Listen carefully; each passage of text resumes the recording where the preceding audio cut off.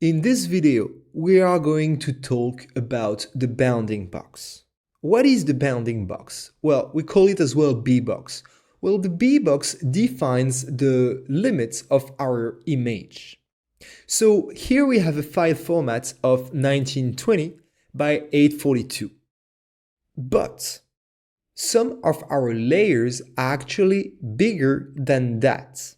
And even if we don't see it, there is some information outside.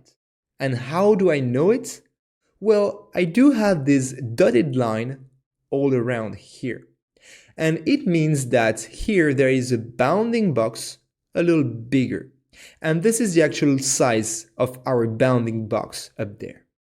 And so, why do I care? Well, it means that even if I see only that part of my image, Nuke will still calculate those pixels out there. And it means that my Nuke is going to be slower and everything going to be slower. And sometimes, and we will see that through that entire curriculum, having a Bbox is very important for some effects. But in our case, we don't need them and we don't need those extra information. All right, first, let's see what is this actual Bbox. So I will do a right click on my viewer and I will select here show overscan. And here you can see, wow, there is actually a few things coming out of that. All right, for now, I will just like to crop all those things because I don't want those pixels to be here. I don't want those pixels to be calculated. I don't need to preview that for now, so we'll simply do a right click again and disable the overscan here.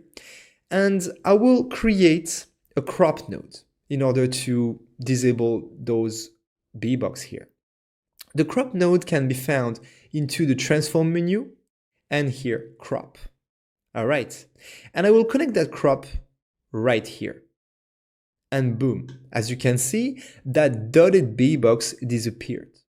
And now we do have a file format of 1920 by 842 still, and the Bbox is, oh, why? Why it's 921 by 843?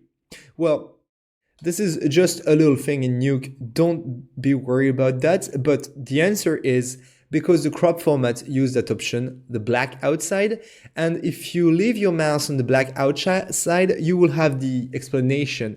It just add 1 pixel of bounding box to make sure that all further pixels outside will be black. In this case, we don't need that, and we'd like our Bbox to be the exact same size that our size format, so we'll just untick that guy here. Bboxes can come from many different places. For example, if I didn't use the reformat here, as you can see, I will have merged the layer and it will have, of course, take the size format through that merge here, the size format here, but it will have keep the information of all the extra pixels that I have here. So the reformat node as well is always as well cropping your Bbox. If you wanted to keep the Bbox, you could come here and click on preserve Bbox. All right? Also, one thing, and I don't want to make it too complicated. This is the first course of many, but it's better to get good habits right away. I did put my crop nodes right here, but the best way to fix cropping and Bbox issues is by investigating where the Bbox is coming from. So what I do usually is I hook up my viewer here, for example, and I try to figure out where is my big Bbox coming from. So is it coming from the ship? And I will hook my viewer. No, the Bbox is perfect here. So is it coming from here? Yeah, perhaps. So maybe it comes from the sky. No, the Bbox is right. So maybe it comes from the Earth. Oh yeah, it comes from the Earth.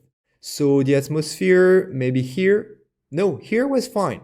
So it means that my Bbox issues come from this layer. So let's see.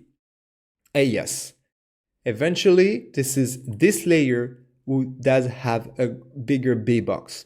So in order to fix my Bbox issue, sometimes it's better to put directly the crop where the problem is coming from.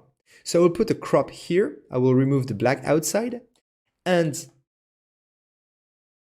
normally, here it's fine-ish. I still have a little bit of Bbox issue here, so let's see where it comes from. Oh, it seems that actually those layers have a teeny bit more Bbox as well. So just to be sure, I will duplicate that crop here as well, and here as well, and here as well. There we go. Now we are sure that Nuke won't do useless operation and calculate useless pixels. So now that I've done that, I don't need that crop anymore. So before deleting it, let's just disable it to make sure that it works. And yes, as you can see, it works. So now I can delete it. And there we go. We do have a clean comp.